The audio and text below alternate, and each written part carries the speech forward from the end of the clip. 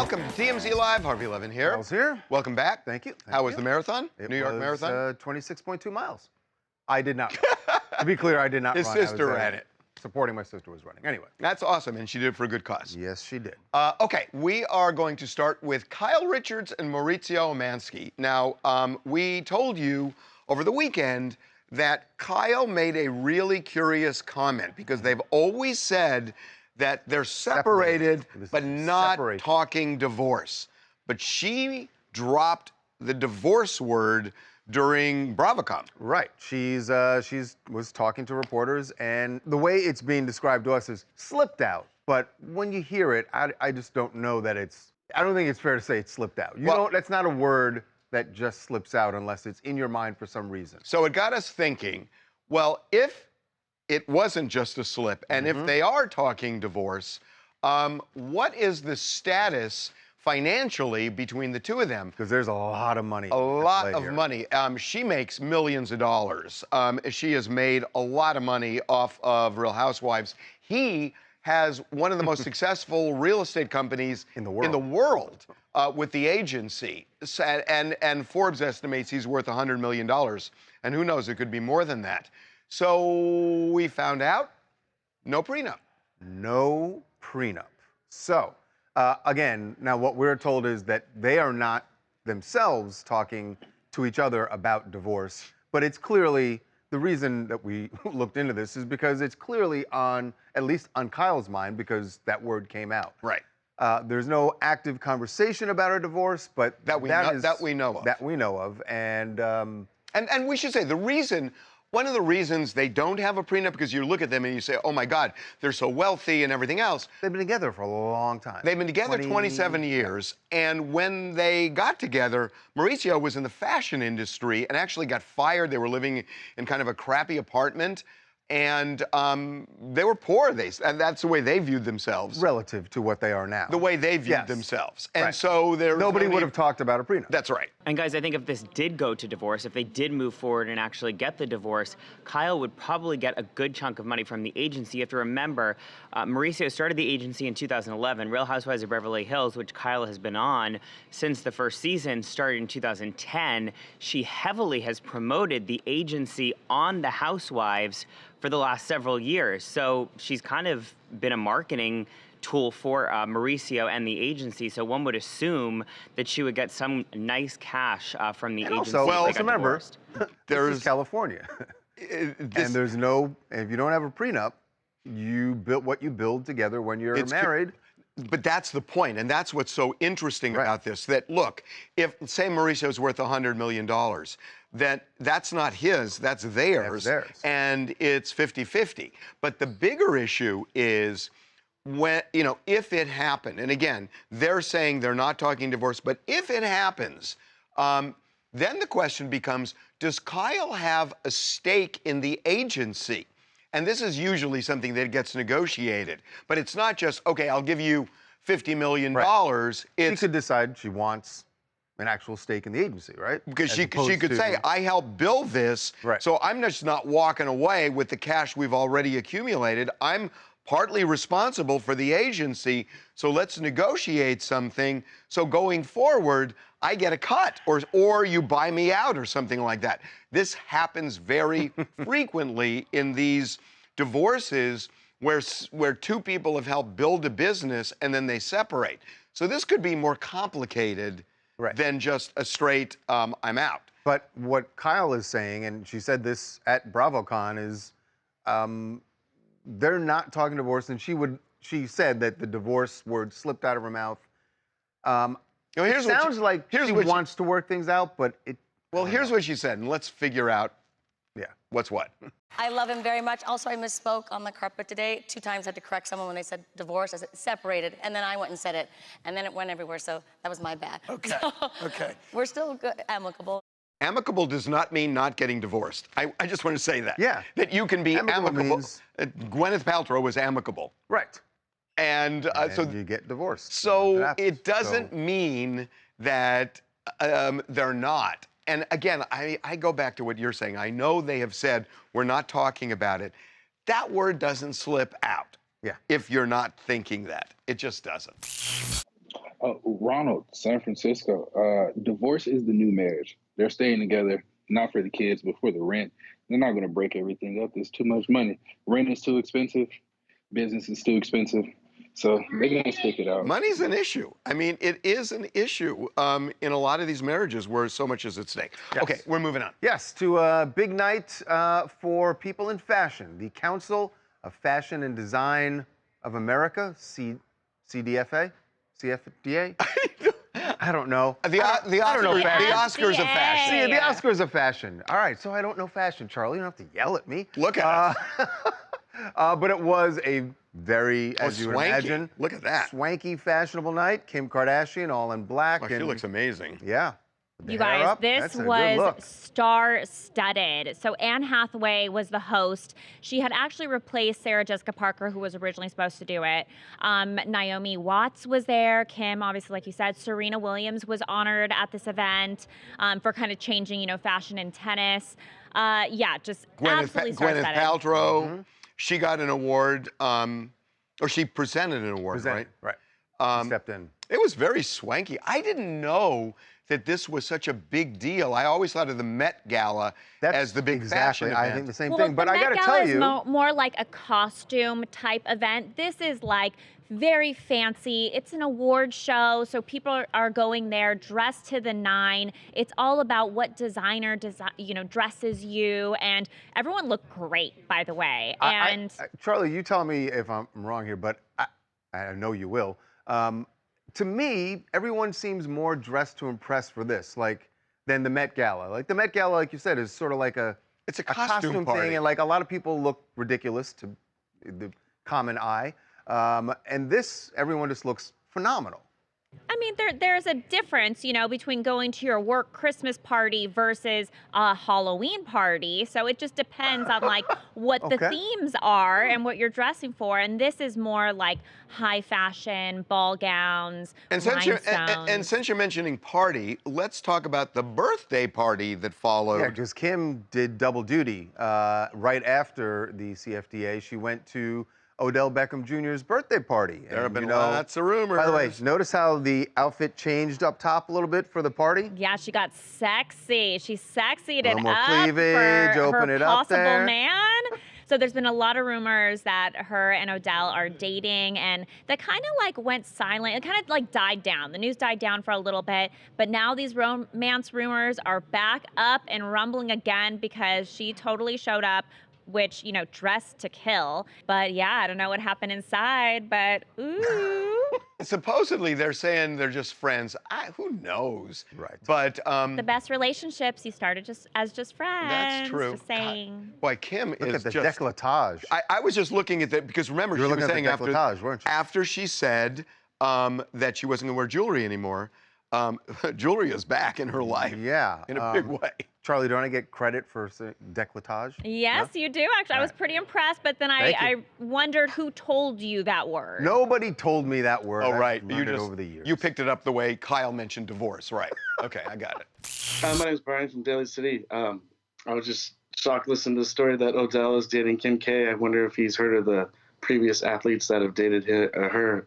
So I'm playing a lot better too lately, so maybe that's the reason why. So they kind of got the same vibe going on. I know people talk about this stupid curse. If Kim Kardashian wants to talk to you, you're not thinking about the stupid curse. Right. Okay, we are going to move on. Yes, to Kim's sister, Courtney, and her husband, Travis Barker. We told you that they had the baby, but we got some photos of Travis actually going back to the hospital yesterday, and as far as we know, Courtney is still there at the hospital. We know that he is staying nearby. And we think she may have given birth a week ago today, which was Halloween, and that's when they wanted to have the baby. And we know that that was the week the baby was due, so they might have induced labor, but we think it was a week ago. Yeah, they're on record as saying that the due date was October 31st. So the fact that he's going back means... We just don't know. We don't know what it means, but... Yeah, we don't know. I mean, Obviously, though, a week is a long time, though, right, after birth, if in fact it was born on Tuesday. But kind of the good sign you can see is, like we just kind of touched on, Kim's out in New York. We've seen some of the other family members busy working, doing projects and everything like that. So you'd have to imagine if there was anything seriously wrong, if that's even why they're still in the hospital, that the family would kind of be there a little more, not working as much. So hopefully that's a good sign. Yeah, and that's true. The only person we've seen at the hospital is Kylie, which was last Thursday, but we haven't seen Chris there and and the others. Yeah, so that is a promising sign. Okay, we are going to take a break. All right, when we come back, Aaron Rodgers is about to do something. It looks like he's going to do something that has never been done before. He was at Monday Night Football on the sidelines for the Jets game and says, "Give me a few weeks and I'll be back." Is that possible? We have some intel on what's going on with his rehab. This is a modern miracle of science. What an amazing game for the New York Jets last night on Monday Night Football. Really? Is what I would like to say, but it was atrocious. And the people who would love to see and thought we were going to be seeing Aaron Rodgers quarterback this team, they're feeling it even more after last night's loss. But Aaron Rodgers was there. There is hope. And Aaron Rodgers, even though he didn't play, did provide a lot of hope to football fans in general, because I do believe that all football fans would like to see Aaron Rodgers playing again. Not just this video of him on the field before the game, throwing a football. But look at that. He's moving, no crutches. Look at him move. Yeah, and even when he was just walking in, no crutches. But there's something he said after the game to a player for the Chargers. They were all saying, good game and all that, and Aaron was asked by one of the Chargers when he's coming back. Listen to this. When you coming back,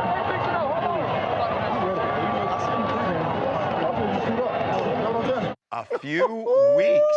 Now, we have some recon that he's not just blowing smoke. Right, and we should explain to people that he had an Achilles, if you didn't know this, he had an Achilles tendon tear, rupture. Which is a season ender. Always a season ender. With one case, it hasn't been. Yeah, Charles, it's a 9 to 12 month recovery, and this is not. It's not like someone like me. This is professional athletes, right. Top, best athletes in the world, taking a full year to recover. Aaron Rodgers, as he's on that field, that injury happened 56 days ago. 56 days ago, he's walking, he's throwing the ball, and we have talked to people who are close to Aaron Rodgers, people in a position to know, and they say that this is unprecedented recovery, that he is so far ahead of anyone else who has ever recovered or attempted to recover from this injury before, that he is really on he's on a path that we have never seen before. The term, Babcock, that we got from one very knowledgeable source is he's in no man's land, that this is just wild that he is, bouncing back the way he has. And part of it has to do with, I think, what we've heard is they're using really cutting-edge technology and medicine for his recovery and rehab, but also it's his state of mind. I think it's a perfect storm, Harvey, of having the best doctors, the best technology, and this just unrelenting will by Aaron Rodgers on his part to come back this season. He didn't want to hear anyone say, hey, we'll see you next year. He never subscribed to that. And he wants to come back this year, and it could happen, and it's shocking. It could happen, and the interesting thing about this is that, look, his doctors can basically make this a non-starter. If they say it's too risky, you can't do it. They're not going to play him. But one of the factors they look at is there's always risk, but the issue is it's kind of risk-reward. And the issue right now, the reward isn't looking all that great, well, which is no fault of his. The point being, the Jets just aren't playing that well. And if they're not competitive, they're not going to do it. What's the point of him coming back and risking it? Right, if there's not. If the defensive line can't cover him, the offensive line rather, then it's going to be a non-starter. But if he is essential to maybe getting into the playoffs or even the Super Bowl, they're going to weigh that against the risk. So doctors actually consider how important it is for him to come back versus the risk. And that's a factor in them making a the team decision. definitely makes. If the Jets are only one player away and that player is Aaron Rodgers from doing something like making a Super Bowl, I think the doctors look at it and say, hey, he's 39 years old. He's not going to play that much longer. Best case scenario, he has a chance to go win a second Super Bowl right now. And yeah, I think they throw him out there in that case. The fact that you even brought up the words Super Bowl after what we saw last night is a crime. You shouldn't do that. The team is very good. They good. just don't have a quarterback, and having the guy who might be the best quarterback ever. They don't have a quarterback, but but they also don't have an offensive line. But what if you're Aaron Rodgers, you can't watch what happened last night and go like, oh yeah, that's a line I want to stand behind. Can you imagine? He might physically be able to, but this is my prediction. I don't think he will unless something dramatic changes with that team. Can you imagine if the doctors say, look, I've weighed everything, the offensive line sucks, so no. I mean, how bad does the offensive line feel? It's actually an offensive line, but you're right, it is offensive, the way they're playing. I thought I said offensive line. You did. There's a difference. Offensive and offensive. Oh, I'm sorry. You get what I'm saying? I get it. Right. Wilton Carney from Pittsburgh, go Steelers and that. People real nebby about Aaron's health habits, but this Jag drinks some crick water, eats some Isley's chip chopped ham, slaps a gum band around his leg, and he's back on the field before St. Nick comes down the chimney. That's impressive. What? I mean, I got to tell you, though, I feel for Zach Wilson. Has the Jets at 4-4, and now he has to explain to his friend's mom while he's no longer employed? I mean, he ain't no Broadway Joe, but Yin's got to feel for the kid. I understood about half of what you said. I got the context. I didn't get fully half. But I liked it. I love the passion that came with it. Give the guy a TMZ t-shirt. Absolutely. We're going to move on. All right. Yes, moving on to Jennifer Lopez and Ben Affleck out for a night of dinner. Not that big of a deal, except for what happened when they were leaving the Ivy. It's so funny. You're going to hear this. We're going to play this for you. Ben puts his wife in the car and then walks around to the other side, and then there are some people who had some comments for Ben. For Ben, they and liked Jen it. did not like it.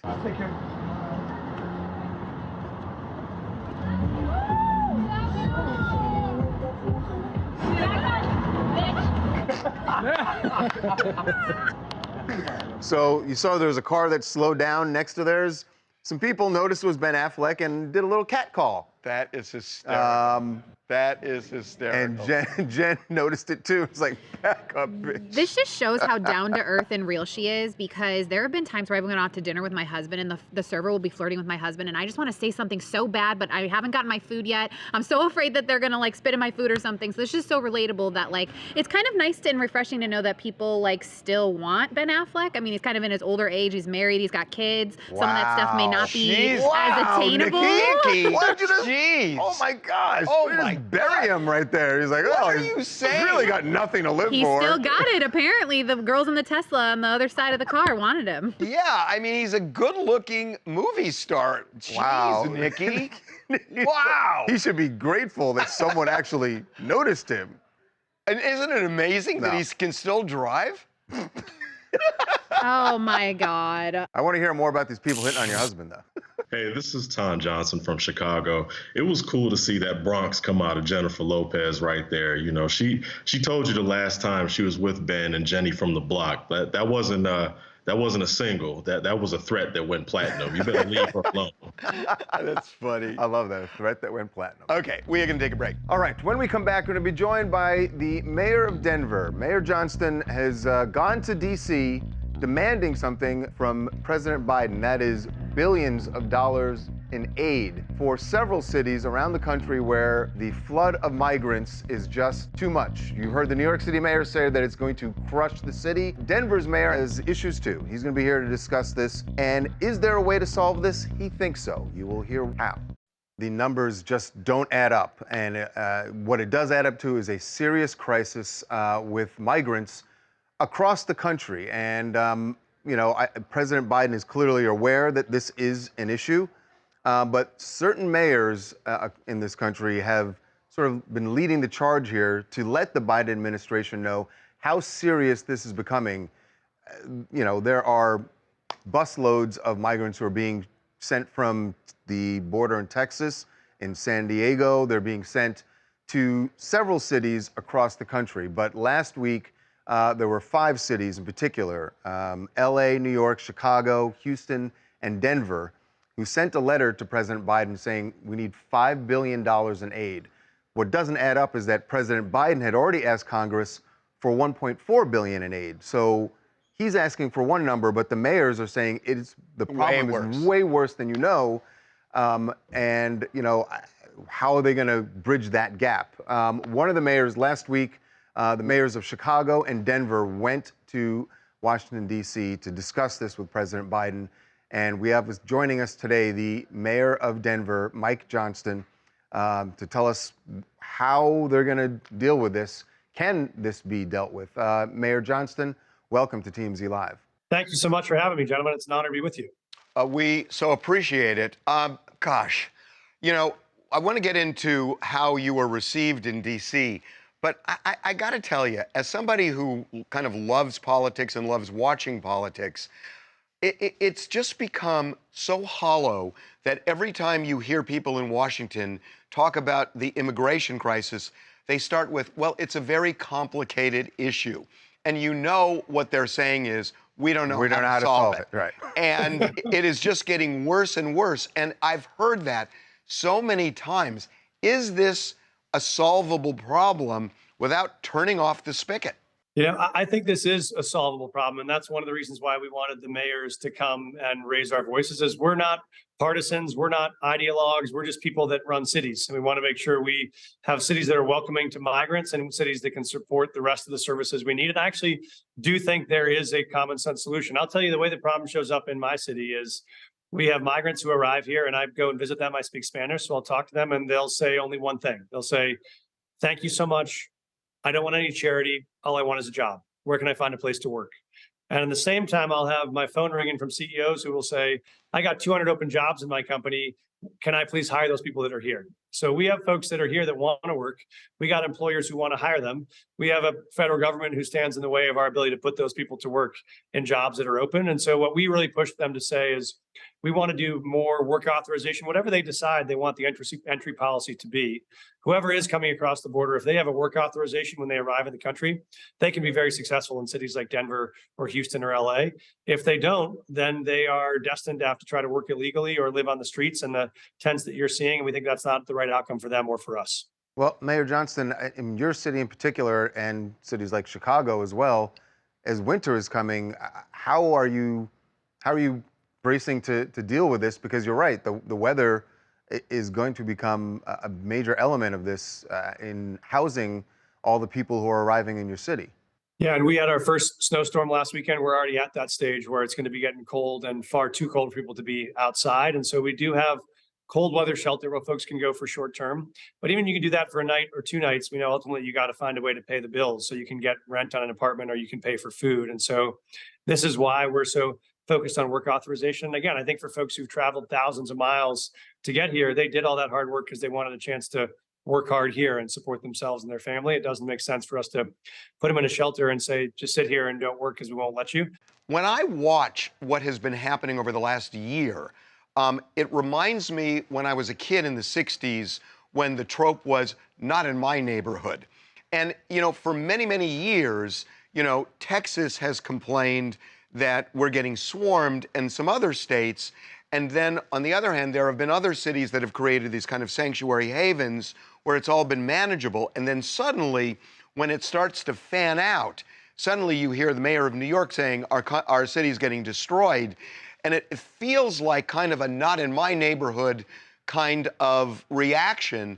I realize people want to solve it, but were Democrats particularly a little slow in the uptake in understanding the scope of this problem? I think, you know, it's both a matter of seeing the scope of the problem and it's also in realizing what the resources are to support success. And we are happy to be a welcoming city. We're delighted that we are a city that provides protections for folks that come to Denver. We just know that for them to be able to support themselves, which is what they want to do, we have to get faster work authorization. I'll give you an example. Right now, if you come to America, say from Venezuela, and you have an asylum claim, a valid asylum claim, right now in this country, it can take up to 4 years for that asylum claim to be processed. And for the first 12 months, you won't be able to work. You don't have a work permit. So you are in this country for 12 months waiting to have your asylum claim heard and you can't work in the process. Those are the kind of things we can speed up and make easier. And then the benefit is if all those folks have work authorization, then it's easy for us to get the cities together and say, okay, Albuquerque, how many folks can you take? Okay, Grand Junction or El Paso or Phoenix, how many people can you take? And everyone works together. I'm wondering what the people of Denver think about the situation. Obviously, you are doing everything you can, but what do the people who elected you think about the busloads of migrants who are arriving and can't work yet, but you still have to support them? What's the vibe in Denver? Yeah, I think that's where there is, I think, some opportunity for a shared agreement here. The people that are frustrated about us spending tax dollars to support them will also say the same thing, which is why don't we have those folks support themselves, which is the same thing the migrants will say is we're happy to work to support ourselves. Yes, we'll need federal resources, but the more people can work, the fewer tax resources we need. If we don't provide them the ability to work, then the more tax resources we need. So I think that puts all of us on the same page to say, let's let folks support themselves. Yeah. All right. We so appreciate the time. Thank you so much. Thank you so much for having me. It was great to be with you. I look forward to getting to do it again. Well, we would like that. We would like that. Love an update. Hopefully it's moving positive. Okay, we are going to take a break. All right. When we come back, Timbaland had something to say about Britney Spears' memoir as it pertains to one Justin Timberlake, who Timbaland works with all the time. His remark about the comments she made in her memoir now have Britney fans demanding an apology and more from him. Welcome back to TMZ Live. One of Justin Timberlake's best friends, best collaborators, is catching a little, I guess you'd call this a stray bullet in the whole fracas between Britney's fans and Justin Timberlake. Britney's fans, of course, after the memoir, The Woman in Me, came out, a lot of Britney fans going after Justin Timberlake. I think that's really unfair. Yeah, unfair I hear to you. Justin Timberlake. I hear you. But, unfair. But they think that he did her wrong. Obviously, she revealed in the book that that they got pregnant back in 2000 and that they decided to have an abortion. Something about the way she worded it made some people feel like he forced her. That's not what happened. She never said that. Right. She never said that. What she said was that were it not for Justin, I would have had the baby. Right, but they had a talk. He didn't pressure her. She said that. Right. But people anyway, they're choose going to not hear that. Anyway, right. Timbaland was asked about this because he was doing an interview with another super producer, Ninth Wonder, and someone brought up in the audience Britney's book as it pertains to Justin Timberlake. That's why they were asking Timbaland, and his remarks did not sit well with Britney fans. Crimea River is making headlines again because of Britney's memoir. She's saying that she's going crazy, right? I want to call for JT, man. You got to put a muzzle on that girl now. But you know what? We live in an age of social media and viral. Everybody want to go viral. I get it, because that's the way you make money, go viral. I got to do something to get people attention. Putting a muzzle on that girl, not the best choice of words. I love Tim, but Timbaland probably wishes he had a muzzle for himself right about now. I mean, obviously he's going to be on Team Timberlake. He produced Crimea River, most of Justin's biggest hits. But the two things he said, that she's crazy and she needs a muzzle, play into the two biggest trigger things, I think, for Britney fans is that, people make fun of her mental health struggles and that she's been silenced and held down all these years. And he just doubled down on both of those things. Yeah, so now Britney fans, now that interview, by the way, he did last week. Someone in the Free Britney Army discovered that clip this week, and now online they're all sorts of, they want an apology. They're calling him, a misogynist. All the things that you would expect after those comments, which were definitely at the very least inartful. You can never underestimate the Team Britney people. Like you said, they unearthed this clip. We should tell them that JFK said bad things about Britney Spears, and in 4 days we'll find out who killed him. It's amazing what they can do when they rally themselves.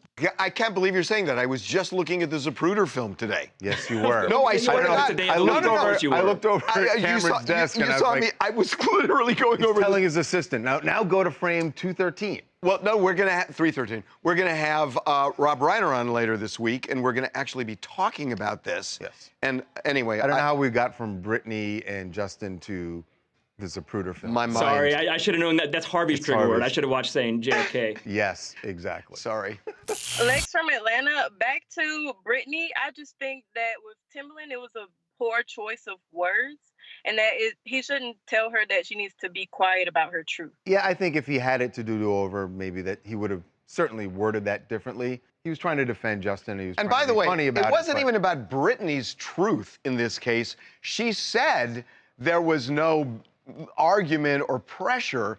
It's her fans who interpreted it. I'm sure Justin Timberlake immediately texted Timbaland and was like, please stop. You're right, right. Please stop. You're not helping. Everyone keep my name out of all your mouths. Exactly.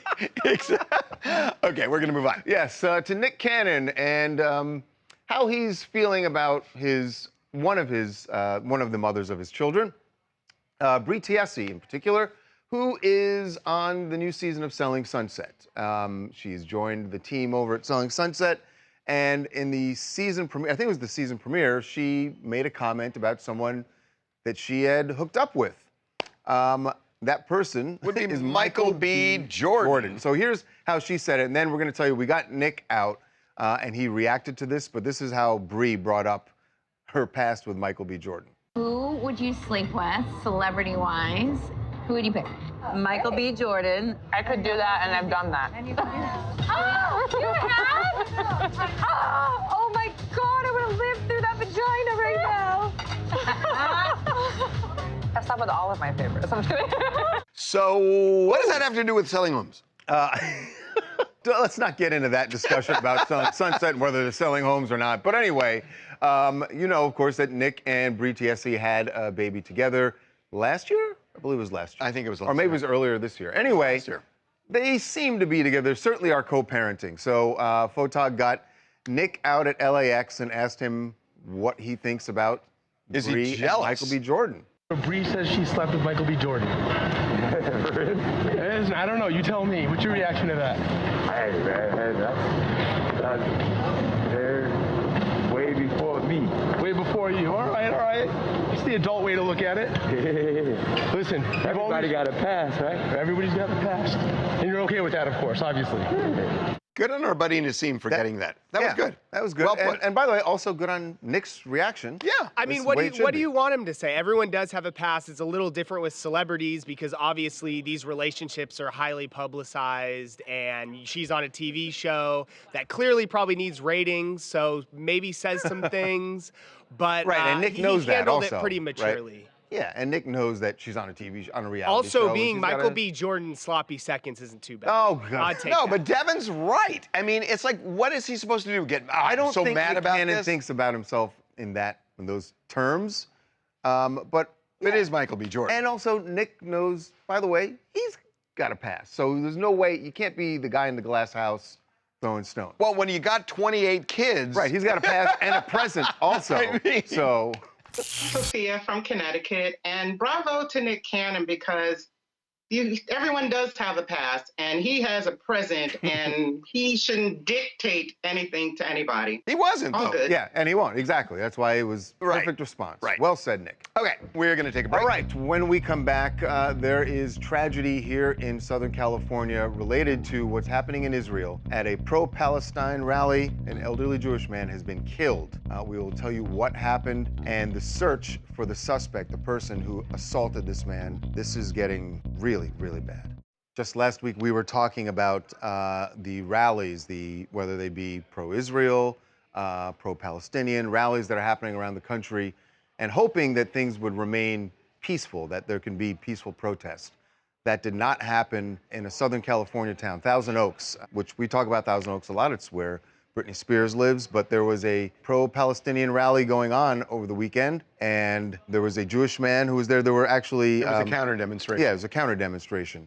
At some point, they came together, or at least a few people came together, and an elderly man, I believe 69 years old, was knocked down and hit his head. Suffered a bad head injury, died in the hospital. And what you're seeing, the reason that's blurred there is blood. He's bleeding, and it's a really grim scene. And now there are a lot of people wondering, why hasn't someone been arrested for this? There were plenty of witnesses standing around. Police say they actually have spoken to the man who was there and was involved in this altercation. They have a suspect. Yeah, and but no arrest has been made. No arrest made yet. And by the way, just legally, just so you understand it, you don't need to intentionally try and kill somebody to be prosecuted for something like this. It's in the law, we call it one-punch manslaughter, that sometimes you punch somebody and you hit them the wrong way and they die. Results in their death. And that's one-punch manslaughter. It's the same principle here. Do we have a sense, Harvey, potentially they're thinking this was sort of a mutual combat situation where both participants were going at it with one another? Is that conceivably why they haven't pressed charges yet and nobody's been arrested? I suppose it's conceivable. We don't know. I mean, it could be that they're just trying to piece together who did what. There may have been more than one person involved. It could have been mutual combat. We don't know. I mean, you would think, one, that there's probably some video, but also, like we said, there were so many witnesses, and Ventura County Sheriff's Department was on the scene, probably spoke to everyone who was there about what they saw and how this interaction went down. I want to say something, because this is on my mind and has been all day when I watched it. I think there are a lot of people who see this who are saying, good, because that's what's going, Harvey, I'll tell you, when you see... Harvey, it's not a lot of people. I think I agree. When you got 1,000 people I agree, there's saying, a lot. gas the Jews... Yes, I agree with you, there's a lot. But do you think it's not the majority of people? Well, I agree. Majority of it's people not see this as the horrible thing that it is. There is the rise, and it's not so much that there's new anti-Semitism. I think it's existed for all these decades, centuries. I think it's now there's permission to express hatred toward Jews. And I'm not saying the majority, because I agree with you. Yeah. But I think there is a huge number of people, a startling number, privately watching this saying, good.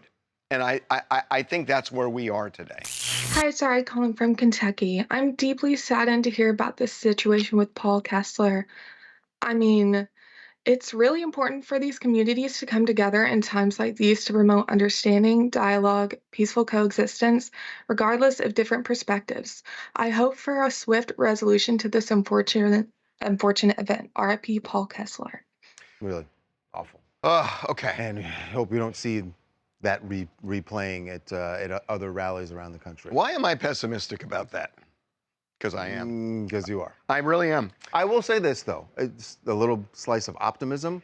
I was in New York City on Sunday for the marathon, in New York City of all places, and there were people who were protesting along the marathon route, but it was always peaceful. It never interrupted any of the runners. It never got violent on the sidelines. So it can happen that there can be peaceful protest. Yep. Okay, we're going to take a break. All right, when we come back, the Allan Ruck crash. We showed you the video of him crashing into a pizza joint in Hollywood. Well, what happened? We've been trying to figure this out. The police think they have an answer. I don't get it. They think it has to do with his truck, the kind of truck it is. Doesn't make sense to me. We'll tell you what they're saying when we come back. Succession star Allan Ruck, lucky. Excuse me. In this case, we should say Ferris Bueller. Ferris Bueller's Day Off. Lucky to be alive. We've shown you the video. He's lucky he's alive. He's lucky that nobody else was hurt on the street or in the pizza joint that he crashed into in Hollywood last week. It's a miracle. This was Halloween night. Yeah, and the fact that no one was hurt is an absolute miracle. Yeah. But the fact remains, something went wrong. And the police say he wasn't impaired. No drugs, alcohol. No drugs and alcohol involved. And Allan stayed there on the scene, but we're trying to figure out what happened. So, guys, I talked to somebody who was there that night, and what Allan told the police was, I don't know what happened. You know, I don't know. And so I talked to people about this who kind of looked into it, and what their theory is that the truck is so technical and so advanced with technology, it just got away from them. It would be absolutely scary if it were true. I just don't see how, I mean, unless the truck is a Rivian, right? And it's an electric vehicle. Right. Unless there is some sort of autopilot that took over, and I have never driven a Rivian, so I don't know. Other than that, I don't get this whole thing about it being technologically advanced. Yeah, all cars are technologically advanced today, whether they're EV or not. And they all operate the same way, with a throttle and a brake. That's it. Right. That's how you operate a vehicle. The more we talk about it, the less I'm buying it. I mean, I don't know what it is. I know there is a lot of technology in the car, in that truck, but nothing that's supposed to just make it just go by itself. Unless there was some malfunction. Hi there, Brian from Florida here. I'd like to say that this is a Rivian, which does, I believe, actually have like a lane keeping assist and like a traffic like stop and go, like and like kind of it keeps you going. So actually, I think it is a possibility that that is. I mean, I've never had a car like that, but I imagine that it like takes some getting used to. Can I ask you a question? You're going to ask about the beer. Yeah, do you have a problem, because I'm just getting used to this, with toothpaste where it burns your lower lip?